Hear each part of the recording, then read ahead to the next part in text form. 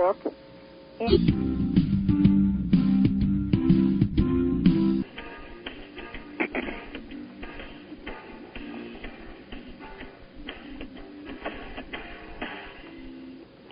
Good evening, everyone. Welcome to this week's edition of Through the Keyhole. I'm your host, Karyn Dolan, coming to you live from Rochester, New York. Thanks for joining me today on the Paranormal Radio Network. And you can also hear us on UPRN 105.3 FM in New Orleans. That's live. Or you can listen on your cell phone by typing PARA, then 27627. Do not ask me how that works. I'm still in the last millennium. I have a cell phone. I don't know how to do anything with it, okay? But for those of you who are in the 21st century, yes, you can listen to the shows on the cell phone now. As always, I want to hear from you. If you're listening live, join us on the message board to discuss the program and add your questions and comments. Go to paranormalradionetwork.org to join us in the virtual auditorium, and you can participate in the conversation there through instant messaging. Or if you prefer, you can email me with your questions and comments. My address is kdolan@rochester.rr.com. Or if you prefer telephone, you can call into the show toll-free at 1-877-786-0562. And before we get started, I just want to say welcome back to Joe Montaldo, who is my producer. He's responsible for putting everything out on the air tonight. And not everyone may realize, but Joe actually was hospitalized last week, and we're very glad that he's back. A couple people were wondering what happened to our shows. We can't do anything without Joe. We need him. So, Joe, I'm hoping that you're happy to be back. We're certainly happy to see you. My guest this evening is a political activist, Steve Bassett. He's been on my show before talking about his work at trying to get the U.S. government to disclose what they know about UFOs and ETs. Right now, Steve's got a new project just getting started, and I want to ask him about it this evening. Steve, welcome to the show. Hi, Karyn. Good to see you again. Good to be with you, rather. Well, thanks so much for coming. So, Steve, tell me about the Million Facts on Washington project. I've heard a little bit about it. This is the most important project that Paradigm Research Group has done in the 12 years since it was started in 1996. To make a long story short, as I've said on your show and countless others, there is an extraterrestrial presence engaging the human race. This has been well established. People inside government have confirmed this to me privately. My colleagues have had people in government confirm it to them privately, but there's plenty of evidence all over the place. And half the American people now poll that they believe that ETs are, in fact, behind the UFO phenomenon. And 80-90% believe that the government's not telling the truth. So the people are way ahead of the curve on this. Not unusual. But after 61 years, the government has still not formally acknowledged this presence, this ET presence. It didn't do it in the early days for national security reasons, I understand. As the Cold War got worse, it sat on it, and I can understand that too. But the Cold War ended 17 years ago. And I think while there were plans to release this information, after the Cold War, things just kept happening. Things were blowing up, wars were going on, and lots of other bad behavior, and there was always an excuse, I suspect, to just keep it under wraps. But the longer it stays under wraps, the worse it gets. So, as it happens, I believe that next spring, in the first months of the next administration, is in fact the best window of opportunity we've had to end the truth embargo, as I call it, since 1947, and finally get the acknowledgement of the ET presence.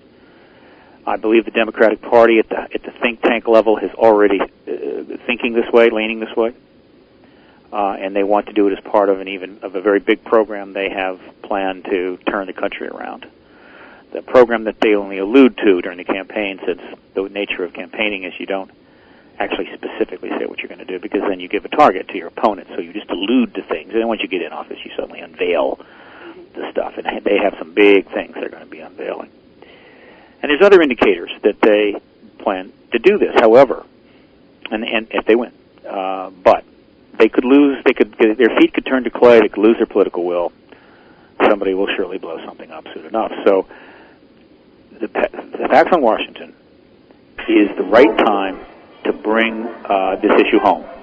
And after the break, I'll tell you how we're going to do this.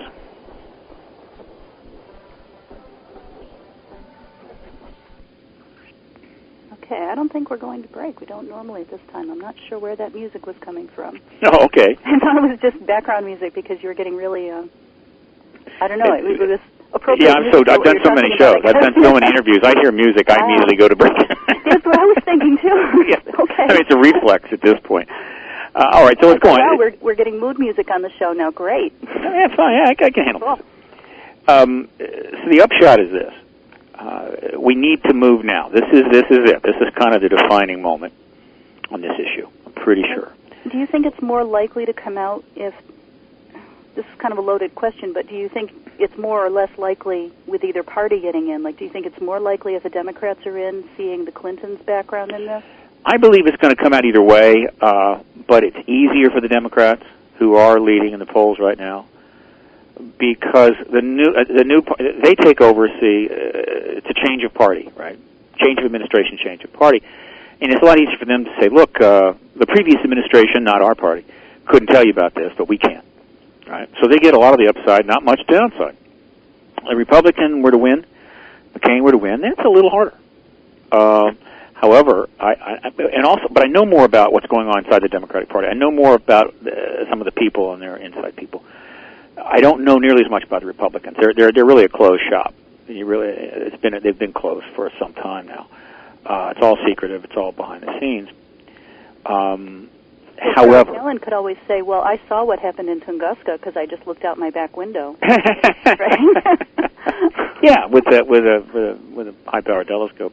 Right. No, I'm not. You're not going to take. I'm not going there. I'm not going to go there. Right. But the fact is that either party is facing the same problem, and that is, in the 17 years since the Cold War, America's prestige in the world has dropped quite a bit.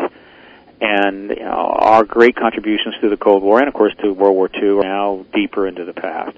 And other nations are just simply not willing to just simply go lockstep with us on everything, including this. And there are plenty of signs that other nations could make a move on this at any time, particularly France. And so if the next administration doesn't disclose, given that the public awareness grows, the number of sightings continuing, witnesses are coming forward, much more media coverage, it's going to pop. And if another country announces the ET presence, then the United States is basically irrelevant, right? Second fiddle. Right. Coming up in the rear behind the elephant going, oh, don't forget us. And that's not going to help. So they don't have a lot of time. So I believe that either party wins, they're going to disclose. But I think the Democrats are more, I know more about it, and I'm probably feel a little more optimistic that it'll happen. Nevertheless, but in either case, if we don't step up to the plate, if American people don't step up to the plate and make their intentions known, then any number of things could cause the inside people to go, let's put it off for another 4 or 5 years. We don't want to deal with it now. It's too hard. It's too difficult. And we don't like hard, difficult things. We want things to be easy. So, how do we close the deal? Million Facts on Washington, which is homed at factsonwashington.org.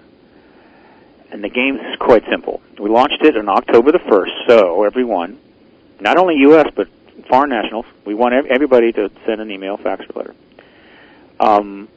They've got 33 or whatever how days are left now in the election to put together a little tome, short, brief, to the point. And at the website we have suggested ideas, but no script. We're not providing a one script fits all because they ignore that kind of stuff. It's too easy to mass generate it. And put that together, have it ready to go to the President-elect's office, which in this case will be a senatorial office of either McCain or Obama, on the day after the election. Letter is the best. Handwritten letter with your name, email, and address is the absolute number one way to get their attention. Next best is a fax. But there's only so many faxes that they can receive, even if they put in multiple machines, which they don't tend to do. And then if you can't, better than nothing is an email. Okay? Or one can do all three. But letters are fantastic. You want to know why? Everyone's opened, everyone's read. Why? Because after the election, lots of people send money to the new candidate in the party. I was just going to say, now, how do you know this? Because I think most people have this idea that, conventional wisdom is, well, write to your congressman, write to your senator. Mm-hmm. But a lot of people, I think, don't really have a concept that it does lead to anything. Well, one letter does not lead to anything. Right. 100 letters gets their attention, 1,000 letters gets their attention, 10,000 letters you're really starting to get their attention. 1 million letters, emails, and faxes is a major event. It's huge. Yeah. The media will be all over it. But as I was pointing out, because letters come in after the election that have money, and they have to open every single letter. So you know it's going to get open, you know it's going to get looked at, and that means the press have access to it. So we want people to have those ready to go. They got 77 days between the day after the election and the inauguration on January the 20th. We want to put 1 million letters, faxes, and emails into the President-elect's office. Senatorial office initially, and then later on they'll open up a transition office. I'll get that information up on the site, and they can send it there. People can send all three, letter, fax, email. That's fine, no problem. They can also copy their congressional members, fine. But don't send it to the current president. That's not the target. The target is the president-elect. And don't send anything now, because we don't know who the president is yet. November the 5th we know. But get it ready to go now. So we got 33 days. And I believe if we can get anywhere near approach 1 million correspondences coming in on this issue, and as I point on the website, the 3 key points that we're looking for in these brief but to the point correspondences are: 1, the president should call for a full briefing from his military and intelligence services regarding the extraterrestrial presence and related phenomena. And if they tell him he doesn't have a right to know, you fire them and you hire new people and ask them. And if they say no, you fire them and you keep doing that until they actually tell you what you got to know. The president will call or support congressional hearings for the testimony from the witnesses that have been coming forward, scores of military and agency people, and that the new president would formally acknowledge to the American people the extraterrestrial presence. These are the key points that need to be, one or more, in, and then whatever else they want to put in, into the letter, fax, or email that they're going to send, and have it ready to go. And it needs to be, the more we can front load, we got 77 days to get 1 million in the door, but the more we front load, the better. So that if everybody pops it in November 5, starts the faxing, starts the sending of the letters, then they will all come in a big rush, at least a lot of them. And I'm going to make sure the media in Washington know that this is coming, and they'll be down there, and so you can kind of envision articles in the Post and other papers with pictures of giant bags of mail, right? You know what I'm talking about. Oh, yeah. As well as they'll read some of these letters. They'll probably publish some of them. And this is going to get the country's attention. It's going to get the world's attention. And we are certainly urging people outside the U.S. to send a letter particularly. Because, you know, when you got a giant bag of letters there, how do you know, how many came from Europe or Canada or whatever? They're all together, aren't they? So the impact is powerful. And also, we're asking, and this is on the website at faxonwashington.org, that everybody that sends a letter, an email, or a fax, contact PRG at the email address, prg@paradigmresearchgroup.org, and let us know that you've done that. Copy us on the email, and then, or just send a note. Hey, look, I sent a letter. I sent my letter to the president-elect. I sent my email. I sent my fax. This will help me drive the media on this end, right? So if I contact the media and they say, "What do you mean you're getting a bunch of emails and faxes?" I don't know that. How do we know that? I say, "Look, I got about 100,000 emails here that said they have. You want to see them? Right? I'll send you a database." You're not going to have any time to do anything but answer emails. I won't be answering those. These are just notifications. In other words, you send a letter and then send an email to Paradigm and say, "Hey, I sent my letter." Wow. Right? And then I'll put that in a database. I'll put that in a file. And so then I can go to the media and say, "Look, I've got indications that over 50,000 letters have been sent on this issue. You need to get down to the Barack Obama or Senator McCain's office and find out if those things are pouring in." Yeah. Now, in 1977, Jimmy Carter, as most of, I think your audience already knows, he's kind of a naive guy, very honest guy, very truthful guy, and I think he was really pretty naive in 1976 when he was running for president. But sometimes that's a good thing. In any event, he mentioned that he had UFO sighting because he had in 1969, which he reported in 1973. Well, that got the attention of a lot of people, and so he was asked some questions. He's the only president, Democratic or Republican nominee for president in the campaign at the end, ever asked about this issue. And he said he had a sighting, and then so they was asked, I said, well, look, if you become president, will you?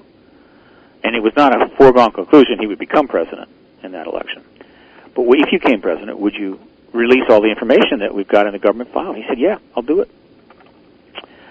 So when he won, he got about 10,000 letters. Remember, this is before email, right? This is before the internet. He got 10,000 letters, and he had to assign some staff people to handle these letters.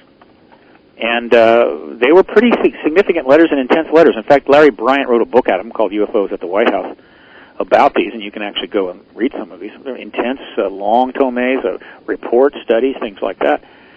And he actually attempted, again, this is his naivete here, to initiate a study on the ET issue out of the White House.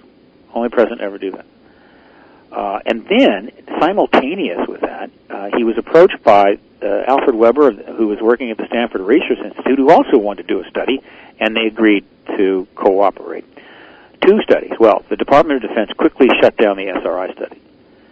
As far as the one that was initiated by Carter, they couldn't just shut that down. They had to be diplomatic about it. So they essentially just were passive-aggressive and held back until it just died away. But before it died away, it drew in Danny Sheehan, who eventually in 2000 talked about this, and it did generate a book and a report called UFO Enigma by Marcia Smith, a fairly accomplished civil servant who is now retired. Never talks about this issue. I'd love to have her come out to my X-conference and do that. Have you asked her? I tried to. I think I had her contact information, but I never got a response back. So that's what happened in 1977 rather, because of 10,000 letters. Now, there was no way that the disclosure was going to take place. And so while I appreciate what Carter tried to do, and he never talks about it, he never talks about these studies. I think I know why. There was no way it was going to happen. It was too soon. Well, because the Cold War was over. Presidents don't like to talk about projects that didn't work. Yeah, that's true, but this is no trivial thing. I mean, it's a pretty big thing, but he never gets asked about it either. I mean, they never ask him about the studies. They'll ask him about UFOs, but the press doesn't know enough to ask him about the studies, even though the stuff's up on the internet now. But whatever. Carter's still alive, and he may yet speak to this, but 77 was too soon. Now, 31 years have gone by. The Cold War's ended. And now we could, it's a new ballgame. So can we put 1 million, given the ability to promote and get to the people now with the kinds of communication tools we have? Yes. Oh, absolutely. We could do 1 million all on the same day. There's no well, reason not the people are there. I mean, look. If you look at the audiences of all the shows that are out there and the websites and everything, I think the core audience on this issue, the core group that's clearly following it and has for a long time, knows a lot about it. It's in around the 20 million range. So we just need 1 million, 1/20th of that group write a letter, and boom, we've got a major international event. But there are half the American people say they think ETs are in fact behind UFO phenomena. Well, that's about 125 million adults. So can we generate it? Yes, we can. We just need to act. Now, one letter isn't going to make a difference. I understand that. Just like one vote doesn't make a difference. But when you act in concert, you can make a huge difference. And so you just have to write that letter and trust that hundreds of thousands of your fellow countrymen will do the same. And they're going to, because this is going to be heavily publicized. It's already been an international press release out. There's a press release out on PR Web. A number of other organizations have put out press releases on it. Flash News has got a story out that's going to go to all the radio stations in the country. Created a Facebook page, Facebook group page, they're called, Million Facts on Washington. And I've contacted 20 or 30 other groups with a combined total of, I don't know, probably all 50,000. 50,000 members in the group, with a notification about the Million Facts. And Facebook is probably the most powerful networking community on the internet right now, with 100 million active users, who are all separated by 6 degrees. Right? You know about 6 degrees of separation, right? Well, I remember that about the Kevin Bacon. Yeah, 6 degrees Kevin Bacon. Everybody in Facebook, all 6 million, 100 million, are probably separated by 6 degrees. Friend of a friend of a friend of a friend of a friend. And so when something gets going in Facebook, it can travel. It could spread to all 100 million in 30 days or less. Now, not all issues could possibly do that. This is one that might. This is a big deal. If we can put these letters and faxes into the President-elect's office with a good number of them front-loaded in the first 10 days after the election, we will create a media event. We will generate questions to the President-elect. It will totally change the picture and could very likely be the trigger. It finally brings disclosure or guarantees disclosure in the early spring of 2009. And disclosure of the extraterrestrial presence is a huge deal and will potentially have very powerful benefits for the human race, if only just knowing the truth about the world you're in is a wise way to go. I just pictured whichever person turns out to be the president-elect suddenly regretting having won the election before he's even in office. No, they're going to love this. It'll be one of the great legacies of all time, political legacies of all time. It could be. Sure. Or they could be the greatest scapegoat of all time. I guess if some of the stuff about the aliens is uncomfortable, they could, I guess, blame the president. But what are they going to do? They say, well, look, if you'd have just not told us the truth and left us ignorant, we would be happier. But I think American people, that's not the way they want to operate. No, I agree with you completely, but I think there are an awful lot of people who will, I mean, you know how it is. It takes time to get used to the idea. Yeah, one of the beauties of this is that most of the people, virtually all the people that initiated the truth embargo back in 1952, well, actually between 47 and 50, they're all gone. Mm-hmm. And most of the rest that kind of maintained it, they're just following orders. So they're not going to blame the president for the truth embargo that announces this. They're going to give the president credit for being the executive that signed off on this acknowledgement. It's mostly upside, but there is another extremely important component here, which people have to stretch their brain a little bit to understand. But if they do, they'll see why, and that is this: that in addition to the research over the last 60 years has certainly proven the extraterrestrial presence beyond a reasonable doubt, but it's also established a pretty almost conclusive conclusion that our government has had for 60 years crash vehicles, ET vehicles that we have been studying intensely, with many, many, many billions of dollars spent on understanding and developing the tech that's involved in those craft. And the two techs we're interested in are how they fly and the energy that makes it possible. We're talking magnitudes above what we are able to do in the civilian world now. There's evidence that they have made craft, reverse engineered and created craft. They're able to do similar things, which means that they're clearly of understanding a great deal of the tech there. But that technology is not available to us. Now, we're being told every day about the terrible things that confront us. Economic collapse, melting polar ice caps, holes in the ozone, pending wars over water and food, terrorism from political malcontents, and on. Polluted oceans, polluted rivers, carbon emissions.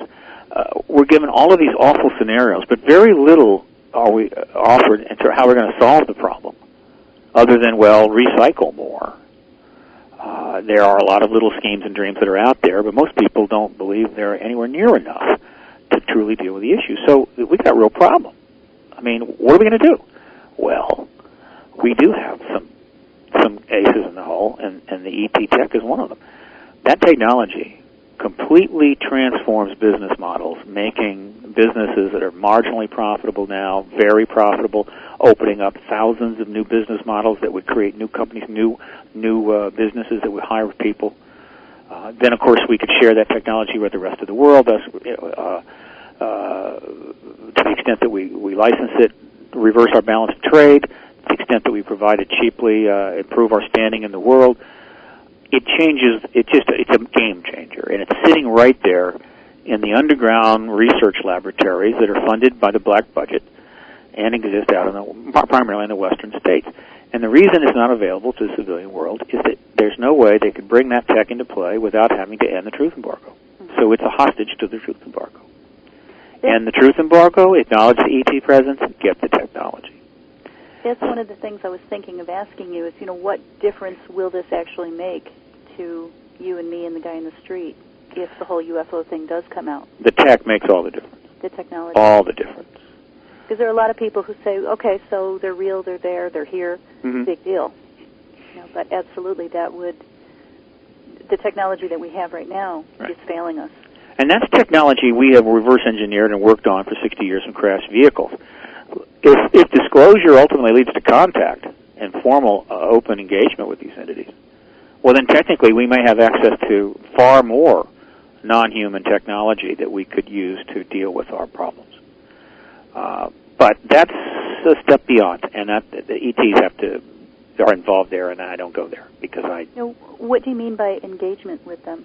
In other words... On good terms? I believe that, I suspect that once we have self-acknowledged, self-disclosed, the governments of the world, and we've gotten through that hurdle, and then we've had some time to adjust, and obviously a lot of people in the world are going to spend a lot of time thinking about it, and there's going to be a huge amount of information generated and transferred out. And after we've absorbed a lot of that, I think that I have a strong suspicion that formal contact will then take place. It's a logical extension. If you don't have that period of adjustment, if you don't have that acknowledgement followed by that education process, then formal contact necessarily turning up is going to be pretty dramatic, possibly even traumatic. So I see a pattern here that does make some sense, and if in fact that's the case, if disclosure needs to take place before formal contact, and that's the case, then we're not just talking about the tech we've been working on in reverse engineering labs, but we may eventually shorten the time until we have access to the ET, a larger range of ET tech through direct cooperation. Now, this is getting real speculative. I'm just trying to say that the upsides are huge here. They're hardly trivial.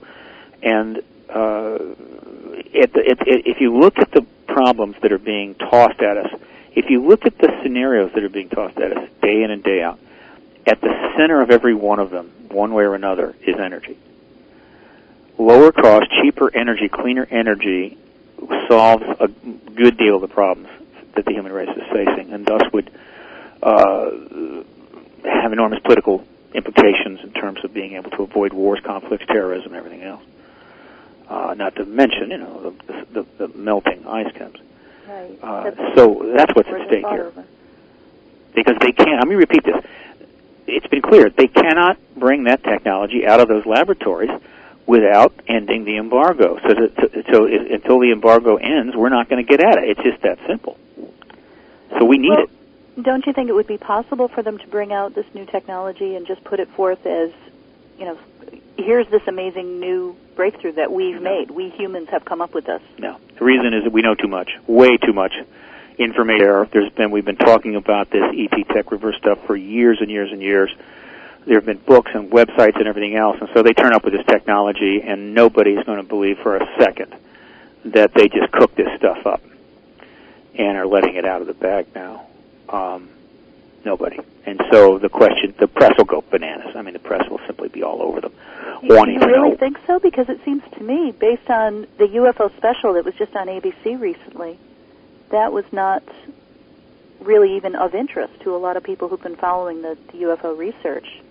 Well, that's just one documentary. It's not a question of interest. You posed this hypothetical that they suddenly announced this kind of technology is available. They've been working on it. See, that's a very distinct situation. And with that kind of announcement, the press would immediately seize on all the information that's been put out there for years on this reverse engineering ET connection, and they're going to be all over them with, wait a minute. Is this the ET stuff they've been talking about? And once the press gets the bit between the teeth, they're like a landslide. I mean, you can't stop them. I guess the trick is getting them to get that bit. Of course, we need Angela Joyner. Well, but the bit, see, that's the bit. You just posed the bit. The government would announce tomorrow, we have anti-gravitic drive. Didn't we tell you? That's the bit, Well, believe me. no, I mean, I can't see them coming out and saying, "Oh, we've had this. Didn't we mention that?" But they could say, "Oh my God, we just invented it." Well, then they've got to prove that. They've got to say, "Well, how you mean what?" And people are going to, "Well, when did you start work on it? Who are the people involved?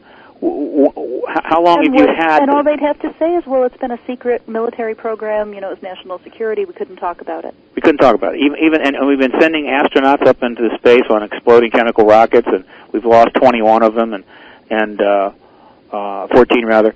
But I mean, the questions would just come and come and come and come. It's a trigger that they could not possibly survive. That's why they can't bring it up. They just could not survive, and that's partially due to the work that's been done. I mean, the education, the UFO ET activist community has increased the public awareness on this issue profoundly, with not a lot of money, but done the job. I mean, maybe ABC has only got a couple of decent documentaries, or even 2 documentaries out there, but believe me, there are hundreds and hundreds of other documentaries that are out there that have been on cable television for 20 years, and books, and of course the websites by the thousands. So the public awareness is near saturation. Yeah, well, I'm absolutely with you on this, Steve. I mean, I would love to see a response like that from the media.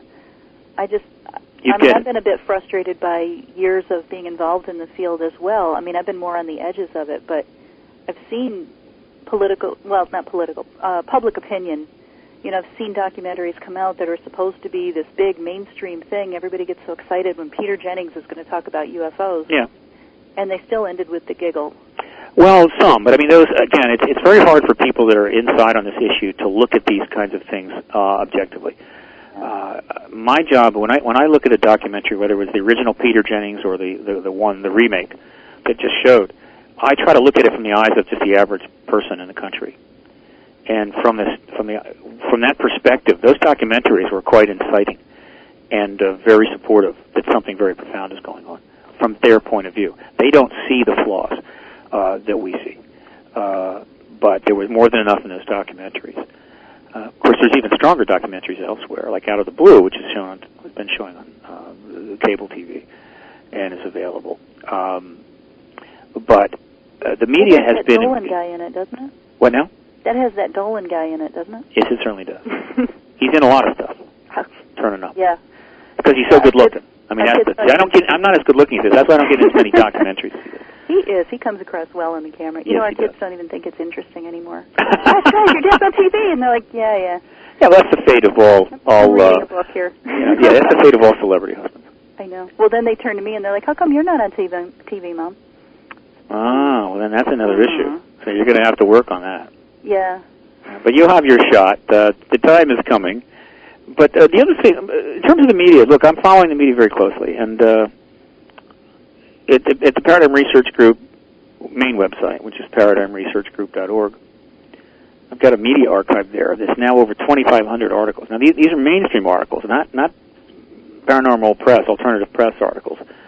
2,500 articles with links to them. You can actually read them. Most of them are in their original web form. From mainstream English print media, English print and website stuff, going back to the 1940s, but mostly recently. And in the last couple of years, that they're exploding in the numbers. I mean, this year we're already over 800, which is more than double last year, and last year was double the year before. So the coverage in the media is increasing very rapidly, and every aspect of the field is covered. Now, at the level of the Wall Street Journal and the New York Times and the LA Times, no, they're still in the tank for the issue with the government. They're still holding back, which I believe is a deal they struck years ago with the government. So that helps to keep a bit of a lid on it, but it's only for so long because everybody else is covering it like crazy. And every once in a while they get a decent article, and those are in there too. So if you go and read those articles, the immediate impression you get is, no, this is being covered by journalists all over the world. And it is.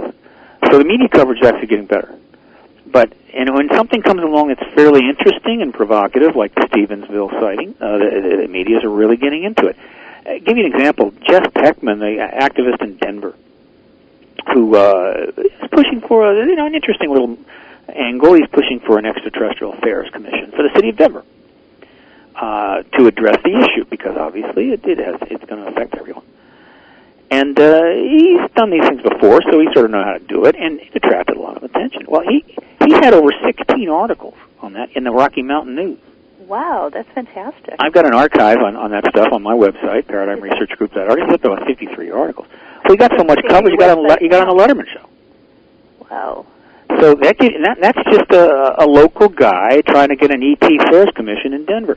The Stevensville sightings generated quite a bit of press, so did the O'Hara sighting. So what I'm saying is, if the government were to announce tomorrow that, we weren't able to tell you, but now we can, we have anti-gravitic drive, believe me, the media would go absolutely ballistic. And before the dust cleared, the cover-up would be over. And they know that, which is why they don't announce that drive. That's why you can't use it. That's why the energy systems are not available while we're going down the drain out here. We got Gore telling us that Florida is going to be underwater, and we've got the Defense Department telling us we're facing wars over food and thirst in the near future. We've got concerns about pollution levels in the ocean, the destruction of the ozone layers, which could lead to all kinds of problems, and all of this stuff. Overpopulation, and of course terrorism, which is fundamentally driven by discontent, people that are unhappy with their lot. Not enough to eat, not enough food, not enough land, whatever, being exploited by larger interests. This stuff is all ahead of us, and it looks pretty bad, which is why the ratings, government ratings in the country are so low. Congress is, 9-10% now, President 28%. Well, that technology could turn most of that around, but we can't get to it because there's a truth embargo in place, and the inside people are struggling with ending it. So we need to reach out with a helping hand. In other words, the million facts on Washington is really the people saying, look, we realize you're sort of in a tough spot there, right? So here's the deal. We're going to give you permission. It's okay. Here's a million letters basically saying it's okay. Tell us the truth. We can handle it. All right? We're going to lift your burden. But in a more pragmatic sense, what it's doing is sending a message to the people inside that are already leading this way that they're going to be and I'm almost afraid to say this. They're going to be received as liberators. Whoa. Liberators of the truth, right? Wow. And they will be. They will be an extraordinary thing, and it will produce a lot of positive stuff. Now, some of the information that will emerge in time. Remember, disclosure is just the acknowledgement of the ET presence. It's not a dump of everything that they know about ETs. It's just the acknowledgement of their presence. Over time, after that, we will learn more. And I suspect that some of the things that we will learn will be a little upsetting. Gee, what else is new, right? Well, yeah, and I'm thinking when this does come out, because someday it's going to have to, no matter what happens, and it sounds like it's going to come out very soon with the Million Facts project going on. I don't see how this could possibly not work, really. Well, I mean, it cannot work, but let me say this. It will definitely advance the ball up the field. It'll definitely push everything a lot closer. Definitely. I mean, there's no question that 10,000 letters triggered President Carter to start 2 studies. I mean, 100,000 letters? No. It would be a very big deal. So we're really this close. All we need to do is act in concert. Just act together. I mean, it's not a big, complicated thing, right? Well, right. I mean, just write a letter. Write a letter. It takes about 15 minutes and a 42-cent stamp. Yeah. And you got 32 days to do it before it has to be sent. What could be easier than that? So really put everything out on your website, all the information. It's all right there at factsonwashington.org. This couldn't be any easier. Yeah. But we have to act together. Now, every person out there that wants to know the truth about this should write a letter. Every person out there who's a contactee and would prefer not to be ridiculed about that or be able to talk about it openly should write a letter. Every person that's out there that's is deeply concerned about how much secrecy we have in this country, who's concerned about black budget operations and so much that's going on outside the oversight of the Congress should write a letter. Every person out there that believes we need open, transparent government should write this letter. Every person that wants that technology, wants to be able to, would like to see gasoline maybe selling for 20 or 50 cents a gallon for a while, or be able to heat their homes for a couple of bucks a month should write a letter. Right? Every person that would like to see or be able to take an anagravitic barge that doesn't cost all that much to build and load it up with all the nuclear waste in the world and drop it into the sun, thus ridding ourselves and not having to spend untold billions training it over to Yucca Mountain, should write a letter. Right? And I could go on and bore us all to death. But you get my point. I think I've already raised enough reasons why 20 million people should write a letter. Now, I don't want to talk about 20 million letters, right? That would be like a nuclear political bomb going off. I'm willing to settle for a mill, right? That's all I ask. I want 1 mill. Anything after that is gravy. Wouldn't it be great to see 20 million, though? Wow. It would be great to see the American people acting together about almost anything. But the powers that be love to chop us up. Yeah. They love to confuse us with BS and break us up into splinter groups and hit us with misdirection. And they've been mesmerizing the people, but they're starting to run out of tricks in their bag. And I think they just got nailed pretty big on this issue here on the bailout. I mean, they had, now in this case, they got millions of faxes and emails, mostly emails, on the bailout. All right. Now you may say, well, why didn't that create a massive media thing? Well, because there was no shock, there was no surprise there. The press would have expected anything less. Right. We're talking about economic calamity, and we're talking about depression and everything. Sure, people are going to send an email and say, what the hell are you doing? And of course, because the trust in government is so low, not a small consequence of 60 years of denying the very reality of the world. I mean, the truth embargo has undermined credibility in government substantially. It's been a kind of like a fundamental engine of discredibility that's been in place for 60 years, eating away at the social contract in a way, and encouraging people inside to do more. Meaning, hey, if we can get away with the truth embargo about ETs, which are flying all over the place, we can get away with anything, right? So, when this crisis comes in, then Congress goes to the people and says, we need to bail these people out. Nobody believed them at all. And the president said, we need to rescue the Wall Street. And people said, I don't believe you. And so the letters and emails were running 60, 70, 80 to 1 against the bailout, which made it tough for them to act, didn't it? So when your trust in government drops to 8, 9, 10%, you can't get anything done. So when the ship really hits an iceberg, everybody's running around saying, I'm not getting in my life jackets. I don't believe a damn thing you say. Popular perception of everyone in Wall Street is that they've already got way more money than I do, so why should I be giving them money to bail out their business? Well, the president and the Congress tried to make a case. They tried to make the case. But most people didn't want to hear it. They didn't believe him. They said, I don't know what you're saying, but I don't believe a damn thing you say. You lie all the time. You never tell us the truth about anything. Mm-hmm. You said there were weapons of mass destruction in Iraq. There weren't. You say there's no ETs here. Well, clearly there are. So you can't have trust level. You can't have approval ratings at the 9, 10%. People think it's funny and they make jokes about it. Believe me, but when a crisis comes, man, you're screwed. That way. So we need to turn all of this around, and the first thing we need to do is get the government in the truth business. And if you're going to tell the truth, you need to tell some big truths, not little truths. Now, I still find it hard to believe, though, since we're talking about belief, that a lot of just average citizens, people on the street, are going to believe that there are ETs and UFOs because the government says so. And well, half of them already believe it.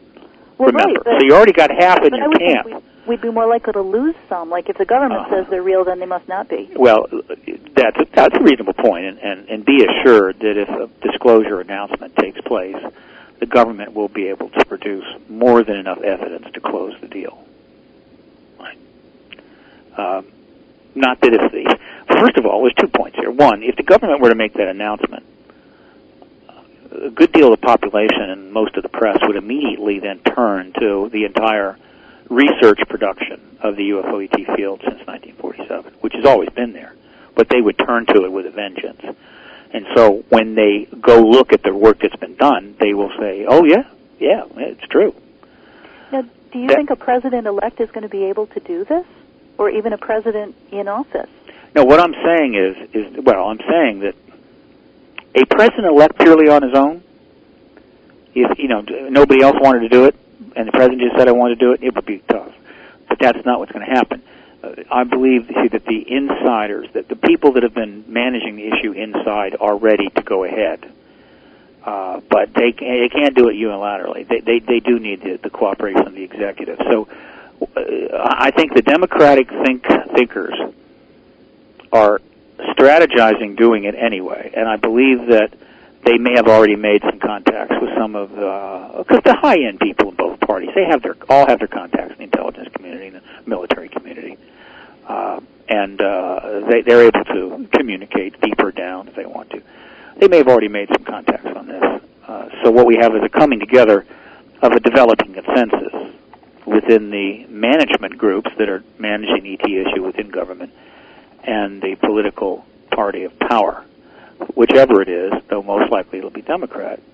And of course, that's what you have to have. You have it, but still, they have to pull the trigger on the decision, and that's the final act, and that's the tough one, and that's what they haven't been able to do. So that's why we need the million facts on Washington to basically say it's okay, do it, right? But even if they don't get that message, right? This is a important point I'm going to make here. Even if the inside group misses the point here, and all of these letters pour in, and they're going, well, that's fine, but we still have a problem here, and we got to make the call. That many letters turning up is going to set the media's hair on fire, and they're going to get going. And again, once the media gets the bit between their teeth, you can't stop them. They will follow you to the ends of the earth. They're like a giant avalanche just coming down the mountainside. And as you know, there's ample amount of material. So once they get going, there's just tons of stuff they can go find and see, read, that will just feed this, and that will probably end it right there. Right, just end it right there. So we're right at the brink of putting this away once and for all. And the million facts is my effort to take us the final way. Now, there's other people doing stuff, and not alone here. There's other things happening all the time, and so it's not just that. But I'm in a unique position to, all the work I've done the last 12 years sort of fits beautifully into this particular initiative.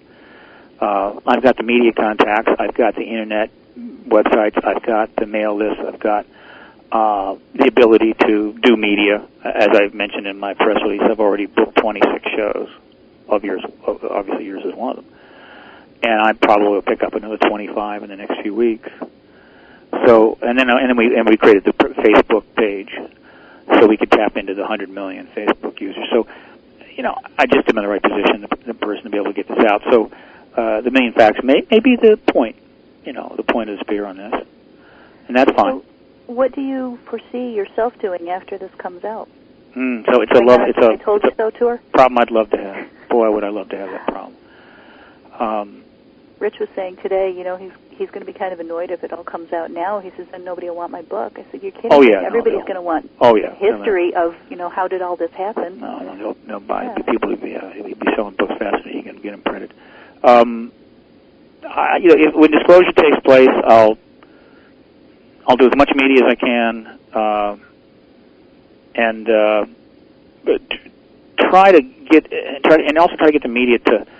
I'll try to promote the history of the thing, and also all the people who've been involved, and try to get the media to get to them too. In other words, I'll try to help get as much exposure to the researchers and the activists at post-disclosure as possible, so they're in the mix. They're not left out of the mix, and not shoved aside by the mainstreamers, who will move in very quickly and act like experts, because that's just what they do. That's the first thing, and then I'll probably try to immediately raise some money to expand Paradigm Research Group's operations. In the back of my mind, if I had the funds, I'd love to convert Paradigm Research Group into a Washington think tank devoted to exopolitical matters. Yeah, you've spent all these years working on getting this out. So once it comes out, then your focus would have to change. What? I mean, you're in the post-disclosure world at that point, but it'll be a hell of a lot more interesting and fluid because when now we're swimming upstream against a headwind. Post-disclosure, we're swimming downstream with the wind at our back, and so I'll be looking to maybe convert Paradigm Research Group into a think tank, and undoubtedly write a book. I've got one book with Grant Cameron that we're still waiting on a book deal proposal from a New York publisher.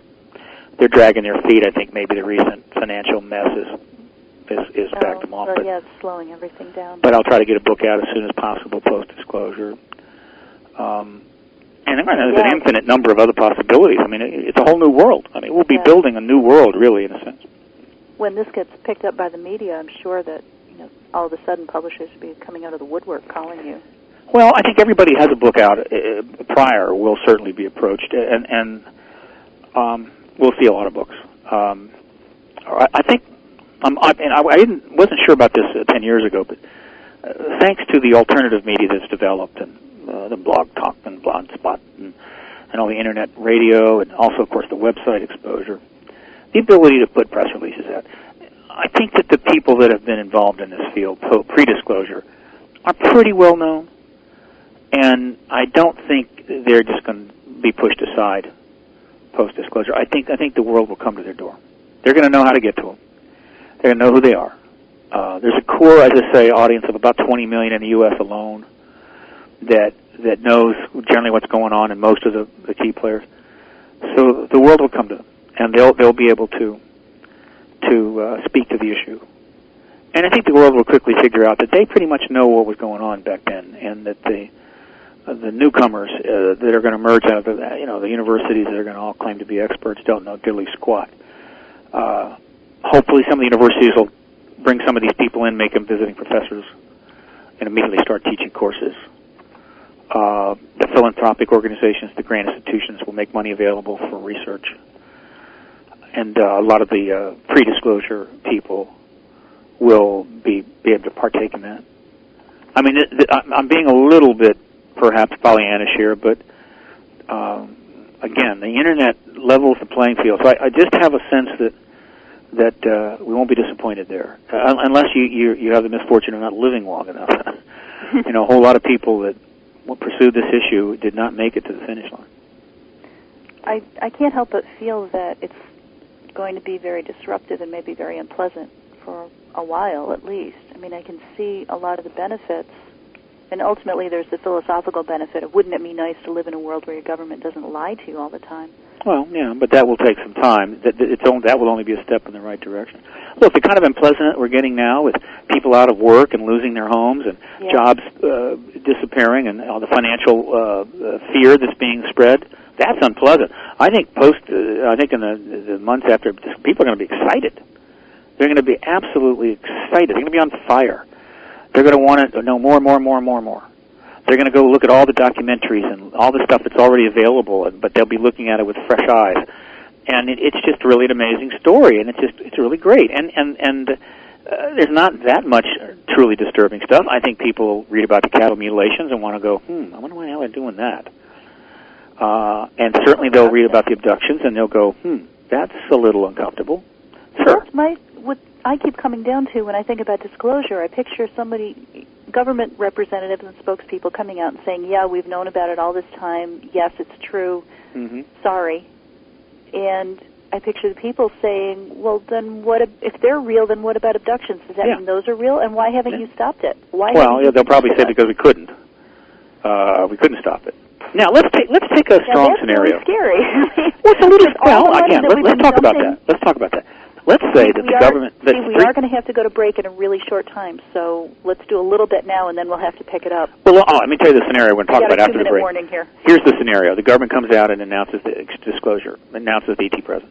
Uh-huh. And, some weeks go by, and after a while, the contactee issue sort of develops, and before you know it, the abduction question is brought forward, and the government then announces or then reveals that, we sort of cut a deal back in the 40s and 50s that in return for some technology, we would basically say, hey, look, if you got to abduct people, you got to abduct them, do what you got to do. We're not going to get in your way.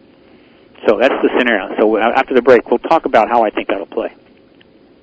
Okay, and that's a perfect time for break. So you're listening to Through the Keyhole on the Paranormal Radio Network. I'm your host, Karyn Dolan. My guest this evening is Steve Bassett, who is a political activist who's got a new project going on called the Million Facts on Washington. and this is designed to get the government finally to explain what they know about UFOs. And you can go to his website at Million Facts. It's Million Facts on Washington, right? But the website is factsonwashington.org. Factsonwashington.org. Yeah. Thank you. Okay, don't go too far. We'll be right back.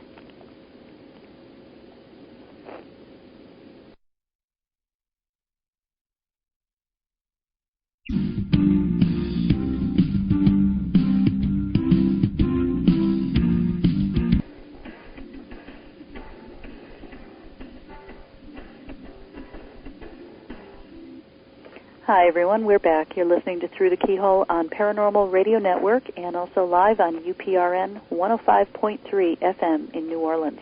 I'm your host, Karyn Dolan, and my guest this evening is Steve Bassett. He's a political activist who's been working for years to get the U.S. government to tell what they know about UFOs and ETs. Right now, if you're just joining us and you missed the first part of the conversation, he's got a new project going on called Million Facts on Washington. He wants us all to write to the president-elect following the election and ask for disclosure. And at the break, we had just gotten to discussing what the post-disclosure world would be like. And Steve, I know you had a lot more thoughts we just barely touched on before we went to break. Well, we were discussing one of an infinite number of potential post-disclosure hypotheticals, which make a great, I mean, you could kill a definite, party evening, all right, at somebody's house just talking about the post-disclosure world. But this one has come up many times, and it's worth discussing. Again, I'm not trying to be callous here, but rather just very realistic, because I need to, that's the role I play, to try to assess politically and socially what would take place as we decide how to move forward. So the scenario that I posed was that in the weeks after a disclosure event takes place, or months perhaps, the abduction issue finally sort of gets into play, and the questions are being asked. And lo and behold, the government announces, as part of their process of providing the stuff to the people, that they did in fact strike a deal with the ETs, the Greys, or thereabouts, back in the 50s, say, that they would pretty much not interfere with this non-consent contact that is often referred to as abduction, in return for whatever, right? Some quid pro quo. Now, the question is, what would be the reaction to that? Well, here's the first thing, all right? Simple fact is that the vast majority of all people are not abductees. Very profound majority. And while they would be sympathetic overall, it wouldn't be their ox being gored. Right? It would be, wow, that's not cool, but I wasn't, part of that program. I wasn't in it, so what can I say? Those who were, all right, would be, I think, irritated that the government had done that, but frankly, their principal irritation would come from the fact that they were being dealt with by non-human entities without their consent. The fact that the government might agree to it, frankly, is almost incidental.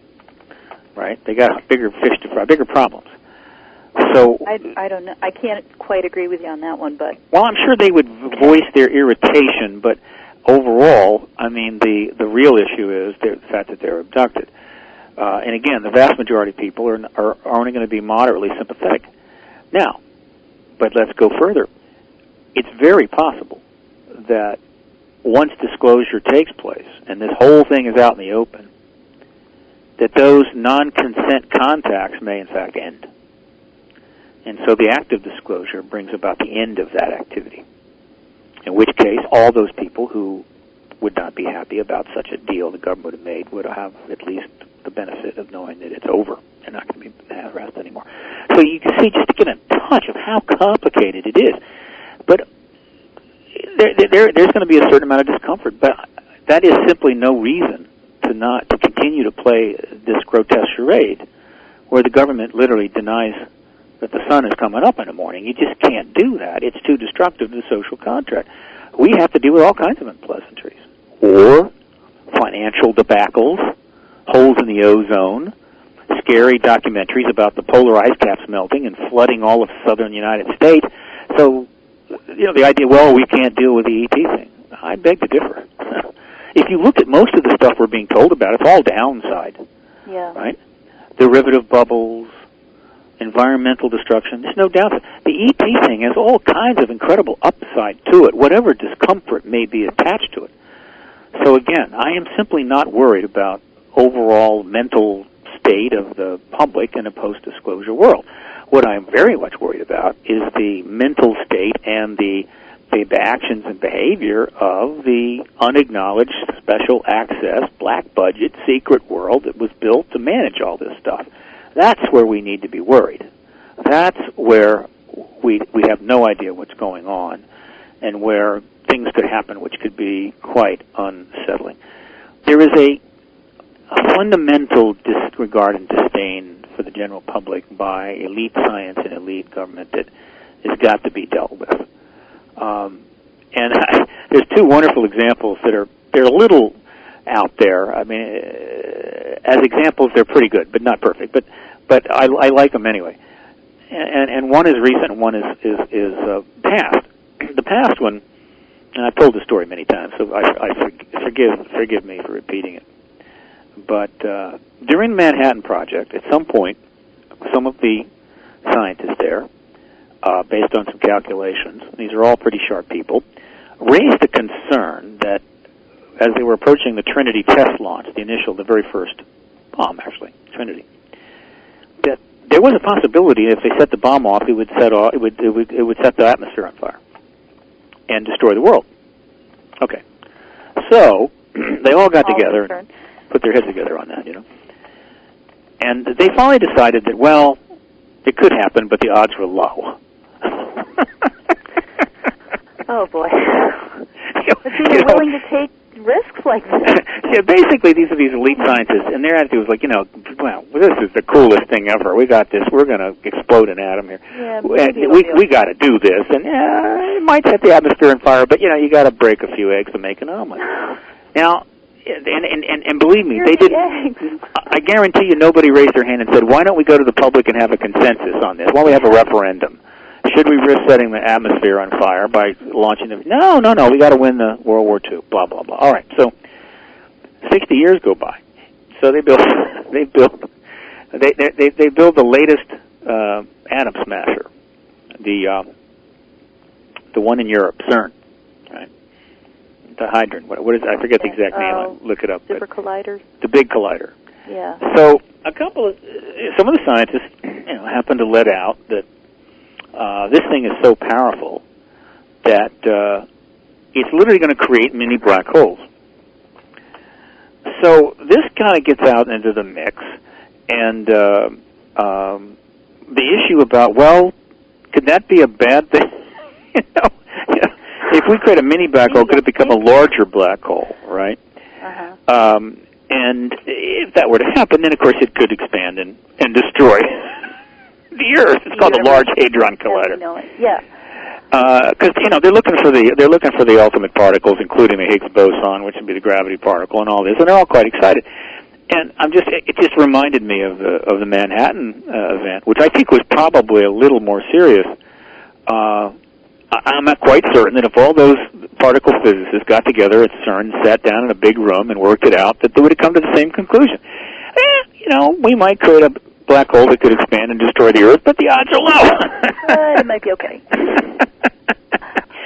This is just too neat. We got to do this.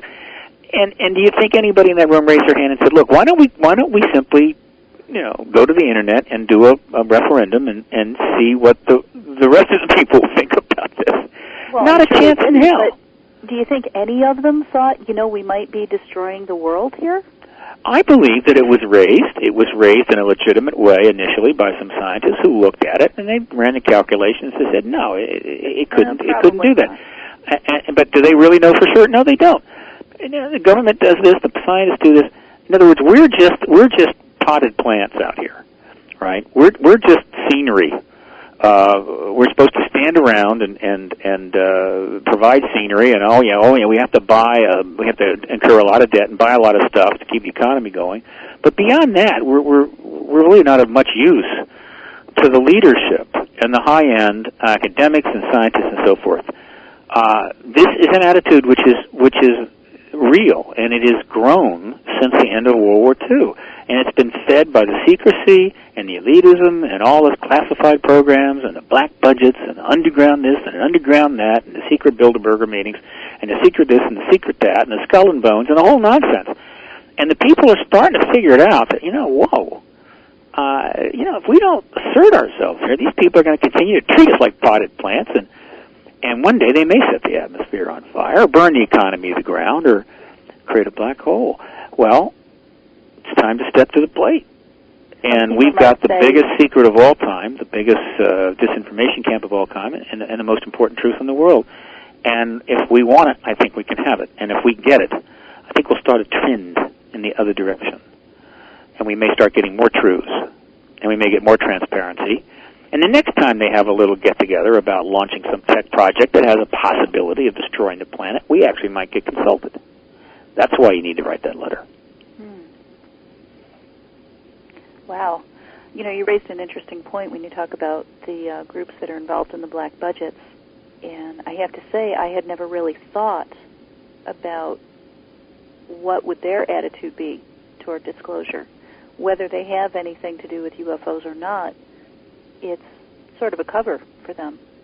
Well, yeah, once you go there, then you can use you can do anything you want down in those laboratories. Right. You can study anything. You can do anything. Who the hell knows? Right. The Germans only wish they had that degree of opaqueness. Yeah. I'm thinking these groups might not want disclosure. Well, no, there are definitely people inside government don't want disclosure. I'm just saying that the consensus is moving towards disclosure, but it's not 100%. It's probably, I think, it has been for a while, kind of about a 50-50. But yeah, ultimately, most of the people that don't want it, it's not their call anyway. It's a call of a little higher up the chain, management committees, cross-agency, that kind of stuff, and and the president at some point be involved. But to get back to that earlier point, look, I would not be surprised at all if there have been a number of actions taken by the government since 1947. I say by the government, by some of these, quote, inside groups, where they got together. We talk about the government like it's a single huge and it's entity, not, and it's not. It's a group of a huge number of individuals, all of whom have slightly different opinions and hopes and fears about what's Whenever I say government, I'm referring to the inside management groups that deal with the ET issue. And I have no doubt that there have been a few get-togethers over these years where they came together to discuss some particular policy regarding the ETs, and somebody in the room raised their hand and said, well, guys, it was all guys, if there's been enough women involved in this truth embargo since the beginning to form a bridge team, I doubt it. All right, because it's just been a male thing from the beginning. And women are just a little less inclined to play these games, to get into the deep, dark, secret, obscure stuff. A little harder to go along with that. In any event, somebody raised their hand and said, if we follow that policy, if we do this, there's a chance that we might really irritate these ETs and we could start a war with them and they might come down and destroy every living human being. And I'm sure that they all thought about it for a second. Well, it could happen, but the odds are low. Right? Now, how many times do you think that happened? I'll bet it happened more than a few times. One of these days, these guys are going to come together and come up with something, and they're going to do something, and they're going to say, it's okay, the odds are low, and the odds are going to be high. And we're going to end up paying the price. So if we're going to go down, I would prefer that we all be in on the decision-making process.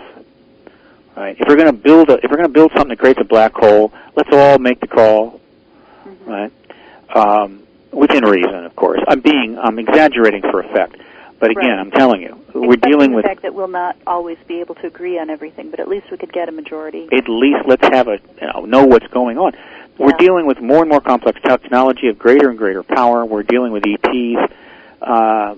We've got huge problems in the world. We cannot continue to operate from these clandestine, secret, cloistered,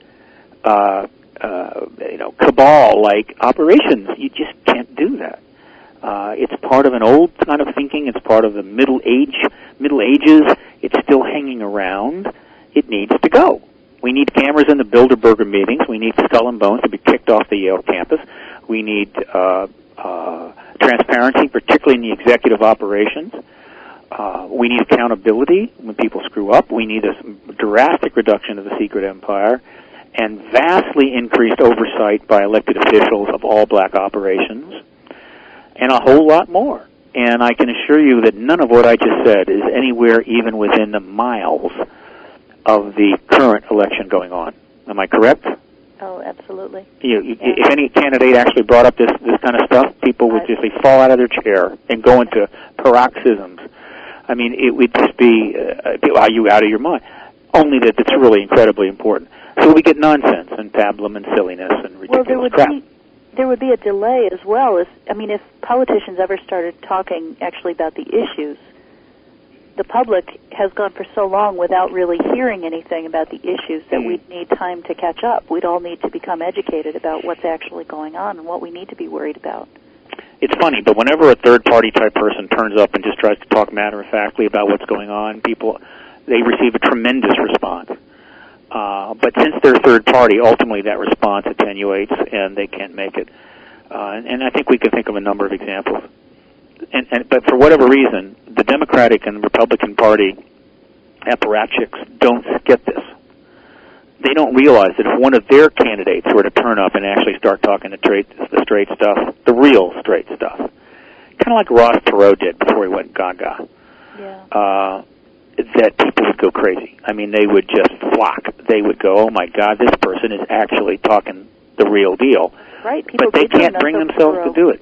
They're just in a stalemate. I mean, they're both living in this kind of surreal world of BS and spin, and they're just afraid if they depart from that world, they would lose. And so that's another way that we're stuck. The United States is stuck in so many loops, so many feedback loops, so many blind alleys, that we're just, our power and influence and prestige, and even our economic well-being is just eroding like crazy. It's really fascinating to watch. I am so low on the totem pole, having worked for no salary for 12 years and stripped of everything down to nothing, no assets of any kind. I'm sort of insulated from all this, and so in a way I can sort of watch it with a bemusement, sort of like somebody on the outside watching the British Empire disassemble. Yeah. At the end of the age of colonialism. But there's a whole lot of people out there going to suffer greatly, and I feel bad for them. But it's salvageable.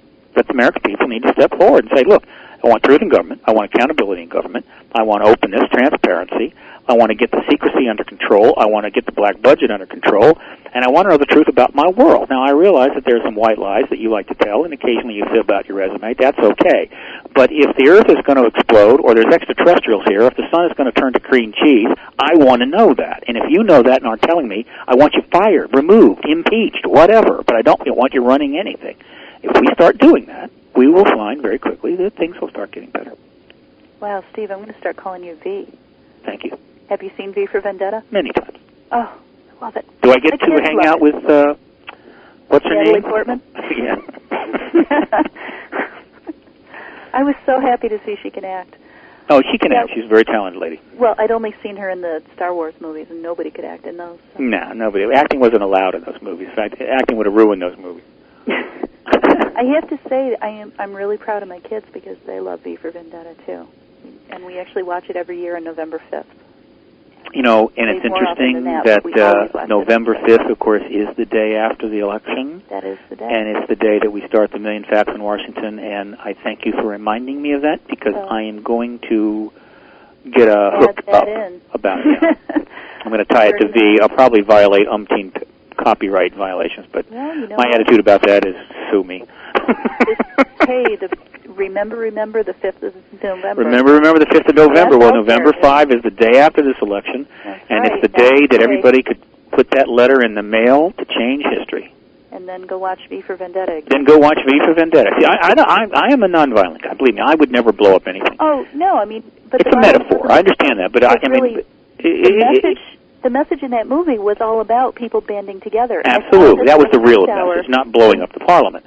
Right. When you were talking about people getting together and everybody sending these letters and these faxes together. Mm-hmm. Right. I almost said at that time, this is just like V for Vendetta. That's because right. What you're saying is we all need to get together, get on the same project at the same time, and tell our government we don't like what you're doing and we want you to stop. Well, but very specific now. In letters like, we don't like what you're doing, don't work. The letters have got to be, we want the truth embargo to end. Oh, absolutely. Unambiguous statements like that force them and the media to address it. Right? Yeah, they can't dismiss it. The fact of all of us sending these letters is the same message as what was in V for Vendetta, which is the people coming together and saying, you have to stop this. We don't like the way things have been happening. And if we send a million letters to the President-elect, we will not blow up Parliament. We will literally blow up a worldview that exists in Washington right now. So, but again, I prefer to stay away from these, martial and metaphors and that kind of speaking, even though it's ingrained in our culture, and I do it from time to time. And remember, the November 5th, the incident that, of course, is the heart of V, Hawkins, was another time. Yeah, it was from another time, an earlier time. This is an enlightened time. We are post-King, post-Gandhi. Right. And that was one person doing it. Guy Fawkes was one man, and he had to do something as big dramatic, as blowing up Parliament to get everyone's attention. Now we don't have to do that. We don't have to blow things up to get change. Now we have email. And now we have email and letters and faxes, communication. We have internet. We have satellite stuff. We've got cell phone text. We've got Facebook. Look, let me tell you something. If everybody on this economic thing, if everybody had sent a bunch of millions of email into Washington saying, we want the economy to get better, they would have dismissed it. Would have been like, yes, everybody does. But they were sending email like, if you vote for that bill, we're tossing your butt out of office. That gets their attention. So specifics are critical when you're doing collective concerted action. So, action in concert. That's why on the Facts on Washington website, we have the 3 key points that need to be included in that letter, one or more of them. We want hearings. We want you to have a full briefing, meaning, you go in and they say, Mr. President, you don't have a need to know anything about that subject, so if it's okay with you, just keep that. And you say, well, you're fired. Oh, well, Mr. President, you can't fire me. Well, actually, I can. Oh, okay. And then the next guy comes up, and says, well, Mr. President, we're probably better if you just stay ignorant on this subject. That way you wouldn't have to end. You're fired. See, about 2 guys into that, and boy, would the documents and the briefing papers start turning up at the office. Yeah.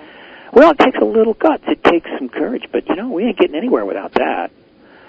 So we need to, but courage comes in many forms. And so you put 1 million letters into the President-elect, and basically you're giving that person courage. You're stealing them. Mm-hmm. You're getting them built up.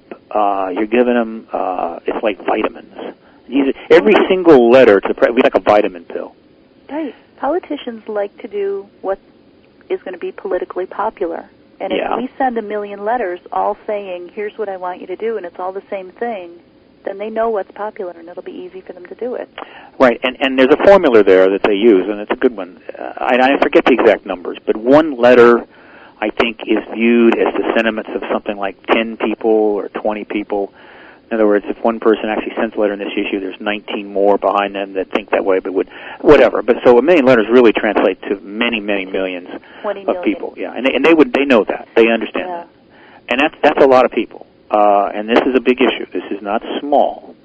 There are people out there that have tried to get letter campaigns on, say, drilling in Anwar. Well, drilling in Anwar is an important issue. I understand that. But it's still not massive, and it's not easy to get a whole lot of people to act at one time on that. But we're talking about the fact that we are being engaged by non-human civilizations, maybe more than one, have been for a long time. They're flying all over the place. They're abducting and contacting some of our people, some without consent, some with. There's technology that could potentially change the world, and all of that's stuck behind a truth embargo the government's 61 years at. That's as big as it gets, right? It don't get any bigger than that. So if you're going to write one letter in your life to the President-elect, this is the one. This is the letter. So you go to faxonwashington.org. Read it. Takes about 5 minutes. Get that fax or letter together, preferably a letter. One fax machine can only handle 480 faxes a day. So, and what they do when they get a lot of faxes is they tend to just shut the number down and come up with another one rather than add more fax machines. And I don't even want to go there because it makes me angry to talk about it. But if they change the fax number, I'll just get it and I'll just republish it and I'll just keep doing that. But we probably at best could get about 25,000 faxes in those 77 days. But I called it Facts on Washington because I like the way it sounded. Well, yeah, it's pithy. Yeah, 1 million letter on Washington doesn't work. No. 1 million fax works. 1 million fax won't, but it's mostly letters. That's the key. We want lots and lots and lots of letters. Well, because we're also looking for the facts. Oh, that's so true. Yeah. So true. The right mindset in us. And the uber activists out there will send a letter, a fax, and an email to the president-elect. They will copy their 2 congresspeople and their senator, right? Their 2 senators and their congressperson, rather. And then they'll notify PRG that they've done this, so that I can have a database of how many people are doing this, so I can make sure the press covers it. That's your uber activist. That's the hat trick. That's the whole enchilada. Is that anywhere on the site? Oh, yes, I don't remember seeing that. It definitely is. Yeah, I missed it. Mm-hmm. Okay. It's all there. Good, because I was really impressed at the way you laid that out. You gave everybody all the information they need, but you didn't put in a sample letter because you don't want people to all send the same letter. No. Anytime they get lots of stock scripted letters, exactly. They pretty much toss it out. And the reason is that it's too easy to mass generate those. Yeah. And put false signatures on. And just forget that. Yeah. So we don't do that. And it's a much more powerful message when it's not scripted. So I'm going to go that way and hope people will understand. Again, they don't have to write their life history. They don't have to send them a 25-page report of the sighting they had in 1982. They don't have to. Just a 1-page, 2-paragraph note saying, "Hey, I'm pretty sure ETs are here, and I think it's time you acknowledge that." Right? If you're the president, you should be briefed on this fully by your president. If they don't brief you, you fire them until someone's in charge that will. And we got a whole lot of witnesses out here that should be in front of Congress right now under oath. That's what it comes down to. We need to band together and stand up and say, no, that is not doing your job that we put you in there for. Right. And misrepresenting reality is no longer acceptable in America. It had its place. No longer. We don't want that. You got to tell us the truth about reality. That's what made me think of V for Vendetta when we started talking about that, because all I could think of was the quote where he said people shouldn't be afraid of their governments. Governments should be afraid of their people. Ideally, neither should be afraid of each other, but if you're going to have to pick one... in the sense of, I'm going to lose my job if I don't do what the people want me to do. Now, V for Vendetta, you've got a state there that's very, very... it's fascist, it's controlling, it's manipulative, it's very Orwellian. And that's what they're talking about. Now, we're not there yet. I want to make it clear. We are not... The United States is not at the place where, quote, the British government is, as it's shown in the movie V for Vendetta. But are we heading in that direction? Yes, we are. Yeah. Now, we could turn on a dime, right? And I suspect we're going to see that happen in the next administration because there's clearly sentiment to go the other way. So we're not there yet. So this isn't about... ridding the world of, that America's gone fascist and we got to save ourselves from fascism. No. No, but I have to say, when we watched it last night, our kids had some friends over who had never seen it before. And when they talked about the curfew, there was an 11 p.m. curfew in this movie. And one of our guests turned around and said, hey, we have a curfew now. And we do. Kids are supposed to be off the street by 11 p.m. And it made me realize that the first time I saw this movie, we didn't have that. But, guess what? This makes a very interesting point. There is a reason for that curfew, and we know what it is, that the community is trying to protect children, trying to minimize juvenile crime, help parents deal with the difficulty of raising a kid in the modern world. And the principal reason the community goes along with it is that they trust the community's intentions there. In other words, they believe the community is, in fact, acting in their best interest, and they have gone along with it, because most of those curfews usually require city votes, council votes, and those people are elected by the citizens. When trust in government, though, drops so low, and as low as it's getting now, you find more and more people just don't believe or trust any action you do, regardless of your intent or motive, in which case it gets very difficult to do anything. And so some people would, given the current level of the social contract, would say that's just the beginning of more fascism. Pretty soon they'll be putting curfews on adults, which they will do under certain circumstances. Well, sure. So it's the difference. A healthy society, there's a relatively high trust in government mixed with a healthy skepticism. The government understands it serves the people and not the other way around, and generally things will go pretty well. Not that things don't go wrong, they will. We're clearly out of balance there. We have moved well beyond what I said comfort zone. And we're starting to see people rail against that. some of their objections are justified, some are not, but they all reflect a fundamental distrust that has deepened since 1945, after the war ended.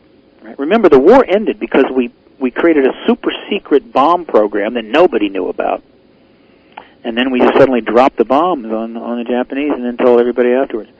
Let's don't argue that, but the point is that literally the new world, the world we're in, which was really born the day those bombs were dropped, started in deepest dark secrecy, and it's continued in that vein, and now it's starting to take its toll. It's really causing problems, and of course the problems only grow with the complexity of the world and the increasing population, which is relentless. So we need to take significant measures. Now, I don't have the answers to all this stuff. There are far too many questions, and there's plenty of groups dealing with every single component of it. But I do know one thing. We have a major stumbling block that's been parked in our way. It's a door that's blocking us from a lot of things and a lot of options. And it is the truth embargo regarding ET presence. We need to get through that door. We need to open it up. And a lot of other things, in my opinion, will become easier to deal with in the post-disclosure world. If I'm wrong, sue me. Someone probably will. Well, they're going to be deeply disappointed. Well, see, that's the other thing about being a UFO researcher, author type person. I mean, we're in this too. Is that go ahead, sue us. We don't have anything. That's right. Dylan said it best. When you ain't got nothing, you got nothing to lose. Absolutely. Which makes us even more dangerous. Well, yeah. It just kills me when skeptics say, oh, well, that person just wanted to get in this for the money. Yeah, I know. I love money. that. I'm like, where's the money? Don't you love it? Yeah, I just think they're hysterical. That's the least stupid thing they say. But that's okay. I mean, that's fine. I mean, this is. I have no problem. I chose that, and I'm perfectly comfortable. I wouldn't know what to do with all the damn money anyway. I just wasted on silly nonsense. But there are people out there that do need money. They are. Yeah. I mean, very few people can take the road I've taken. Most people can't, and they need an economy that works. They need a government that tells the truth. And I'm going to do what I can to help that happen in my own way. But it's not just my way. There's a movement here. There's a lot of people involved. You've had many of them on your show that are pushing this issue, not only in the U.S., but in Canada and elsewhere. The Exopolitics World Network is thriving. It's growing. The Exopolitics United States Network is still incipient, but I'm hoping some states will join up soon enough. It's spreading. Website, a huge number of returns on the Google and Yahoo searches. Oh, yeah, it's growing. Now, Exopolitics now, I think, produces about 680,000 returns on Yahoo. And that's as of the end of August. It's probably even higher by now. Oh, yeah. And if Facts on Washington works, I imagine the Exopolitics returns on Yahoo by the end of the year will probably be up in the 1.5 million range, maybe even higher. So we're in an exponentially developing movement that's operating. There's no marches on Washington. That's too expensive. You just can't do that anymore. It costs about $5 a person. You want 1 million people in Washington, you better raise $5 million. Whereas we could I can orchestrate, could potentially orchestrate 1 million letters into Washington, and it would cost me maybe $1,000. Right, 1 million letters, $1,000, 1 million people on the mall, 5 million. You see the cost ratio there, and that's the future of activism. It's the future of politics. It's internet, it's cyberspace, and it's communication through email, faxes, and letters. That's the future, not feet on the mall. People don't have the money to do it. It's too expensive to do it, and it's not necessary to do it. So people are trying to figure that out. So don't go to the mall. Don't spend $400 or $800 to go to Washington, stand in the mall in damp weather. Just send a 42-cent stamped letter to the president-elect, you and 999,999 of your brethren, and guess what? We will turn this town upside down. And it needs to be turned upside down. Now, Steve, we've got about 10 minutes left, and I'm curious to know, have you heard about the possibility of disclosure actually coming next week? Not disclosure, but there's some wonderful internet stuff about a craft turning up over the Southwest. Yeah, not so much disclosure by the government as being forced. Yeah, which is not a good thing. You know, I don't know anything. That I have no idea whether anything will show up on the 14th. I don't speculate about such things. If it does, it does. And if it does, that will be interesting. My take on all that is that all these prognostications and speculations and net things you hear and channel material, at minimum, this reflects the fact that a very large number of people do know that something profound is happening. They feel it in their gut, and they want to respond to it. They want to speak to it. They want to be part of it, and I perfectly understand that. And all channeling and all this other stuff is one way that people are trying to connect with this very profound thing that's going on. Now, as far as who's saying what and who knows what and who's getting channeled, who is it, I have no idea. So all the channel stuff and all these kind of prognostications, I just put them in a box and put it off the side. I don't judge them. I just put them in a box and function and focus on the real politique. In other words, the basic stuff. What's going on? What can be done right now? What's doable right now? What is the policy of the government? How can the policy be changed?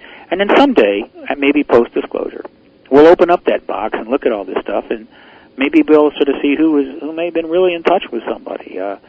We know the ETs are telepathic, so if they want to stick messages in people's minds, very, very Old Testament, wouldn't you agree? They can do so.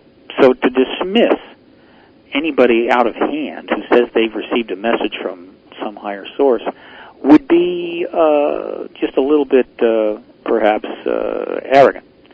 It would be kind of like saying there is no life elsewhere outside of Earth. I mean, how do we know? Well, it would just be you'd be neglecting the reality that in fact ETs are able to do this. So I don't know. I do know this. If a craft were to turn up like that and stay there for 3 days, it might very well trip disclosure, but it would be a forced disclosure, and it would be much more destructive. If the government was forced to acknowledge the ET presence because a craft was stuck over Atlanta for 3 days, the government would look impotent, and the irritation with the government and the anger toward the government would be far, far, far greater. It would be a much more destructive and disturbing event. And the way to avoid that is to disclose.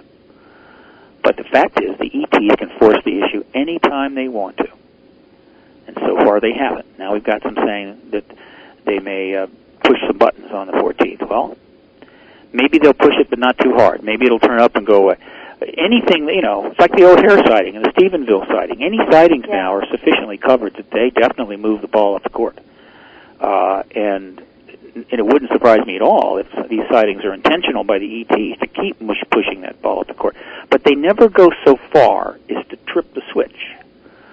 They never actually create a irreversible news event that would force disclosure. They always seem to stay just short of that. That's an interesting thing and a very significant partly because of our media not picking it up. Well, again, the media picks up what it picks up. I'm just saying that whatever the ETs do, they always seem to fall short of force majeure disclosure. I believe that's intentional, but I can't prove it. It sort of has the feel to me that they keep trying. Like we'll try appearing over a major airport. Mm-hmm. Okay, well, one guy broke the story, and then it sort of fizzled, Well, it ran a standard news cycle, but it had quite a few articles, all of which are still around. They're archived on my site. More than before, but then it kind of died out. Yeah. And people in the field were really into it, but a lot of the general public didn't know or didn't care about it. Or they which said, is all very standard. That's true of almost anything. And that's my point. And then the next thing was, the ETs said, well, okay, well, let's try Stevensville. Let's try appearing down there to a bunch of people. Don't think of it as trying this or trying that. Think of it as a strategic, consistent plan of keeping the issue alive and keeping things moving, but without tripping disclosure itself.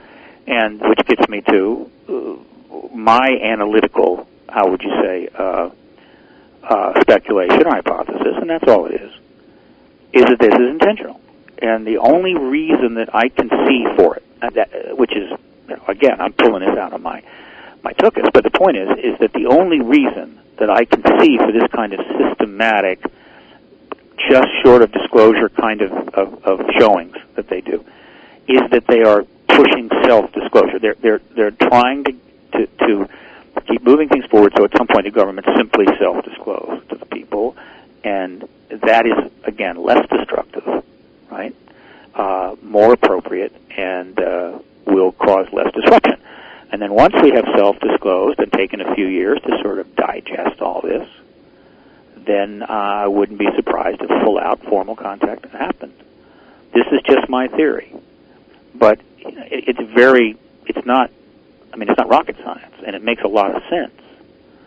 But that doesn't mean it's right. And we're talking about ETs, and I don't know how they think or what their motives are, but it does make a lot of sense. And until I see, I feel otherwise, I'm going to continue to put that out there, because I think it's the best hook to hang things on right now.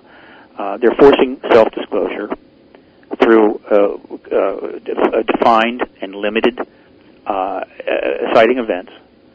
And then once we have self-disclosed, then formal disclosure will take place thereafter. And what's cute about that, and I've said this before, is that assuming that sort of transition or digesting period is of a couple of years, that would put disclosure or open contact, formal contact, right around 2012, which I just find just adorable. Steve, you've been working in this field for years. What kind of interest are you seeing in government insiders? I mean, I know you've invited several to your X-conferences. A lot of people have come and have told their stories. Yeah. Not just insiders, but witnesses and insiders. Well, witnesses, right. What kind of interest are you seeing among people who actually are guarding the secret? What we're seeing is that the willingness of insiders to speak is growing. The breadth of what they're saying is widening. And we're seeing comments coming from high-end government people, Bill Richardson, John Podesta. We're seeing other positioning being taken place. So, yeah, there's a clear trend towards the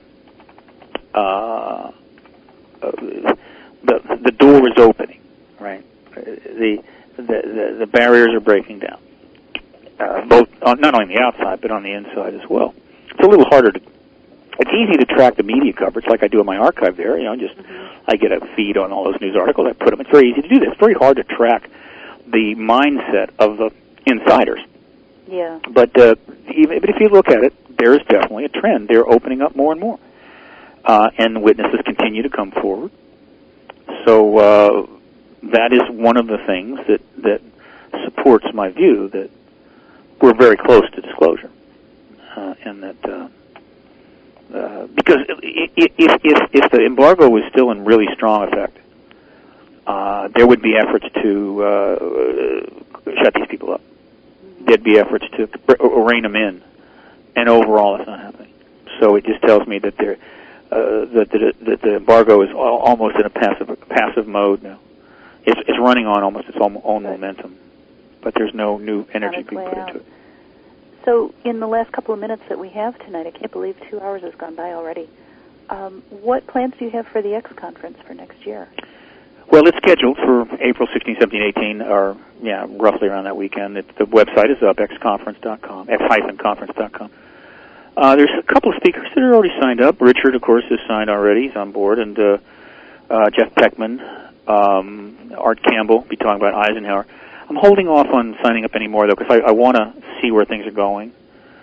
But I'm hoping people register early and all that. The registration is up on the net, because that helps me get things forward, move things along.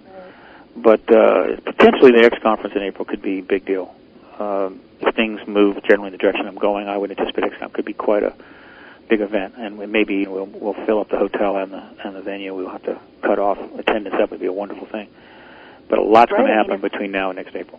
If we all send out these letters in November and December and into January 20th, someone's taking office between the end of January and April when the X conference is held. Who knows what could happen? Oh, yeah. No. I mean, anything could happen between now and then. And I'm hoping that we make progress, and the X conference will benefit from that.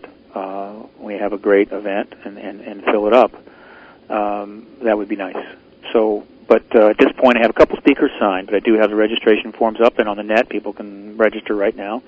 they can sign up for the hotel right now, and they should, because there's a good chance we will book out the hotel this time around. I'm a little worried about the financial thing, that airfares may go through the roof and other stuff, and that won't help. But what can you do? But certainly we will have an X conference in April. And I'm sorry, I know you just gave the website, but what was that again? X-conference.com. X-conference written down. .com. Okay. And then faxonwashington.org and paradigmresearchgroup.org. These are the three sites that one would want to, but all of them are linked from the main site, paradigmresearchgroup.org. That's the portal to my entire empire. So you go there and you can link to everything else.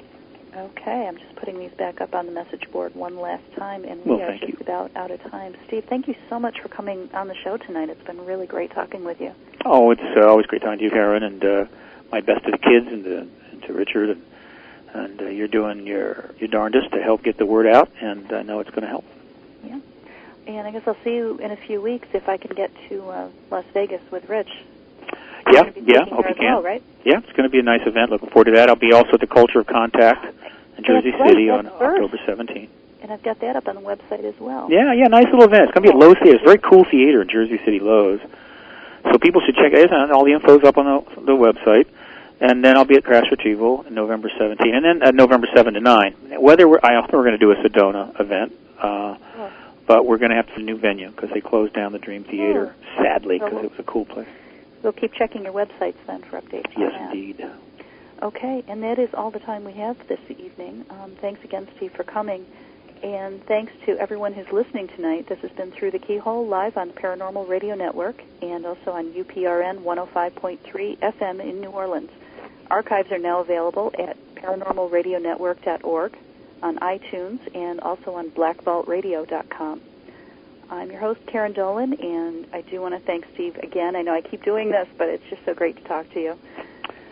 Well, I love talking with you. You and Richard are my favorite people, and I'm really pleased that you've gotten so involved with this. Richard's a very important guy in all this, and I know you've been a tremendous supporter of him. And we're looking for his next book, and we're going to promote that book, and who knows, a couple million copies would be nice, right? He is working so hard on that. He really, really wants it done. So, and it's going to. I know it's going to be great. Out very soon. It's going to be great. Okay. All the best. Thanks. You too, Steve. Bye-bye. Bye. Stay tuned, everyone, for Portal coming up next with Tuesday Miles and Angela Thomas. Thanks. See you next week.